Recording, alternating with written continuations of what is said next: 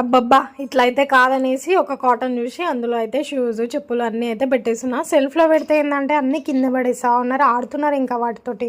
ఈ షూస్ అయితే మా పెళ్ళివి. ఇక్కడ 2 స్టోన్స్ అయితే పోయాయి చూసారు కదా. నేను ఇక్కడ మంచిగా పెడుతుంటే వేదాంశ్ వచ్చి అలా కూర్చుంటుండే. అబ్బబ్బా ఈ పిల్లలతో నేగలేం రా బాబు.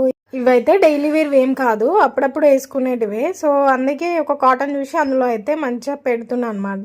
మీకు ఒకటి తెలుసా, మన ఇంట్లో మనం వాడని వస్తువులు ఏమున్నా అవి దరిద్ర దేవతకి మంచి ఆహ్వానం పలుకుతున్నట్టే అంట.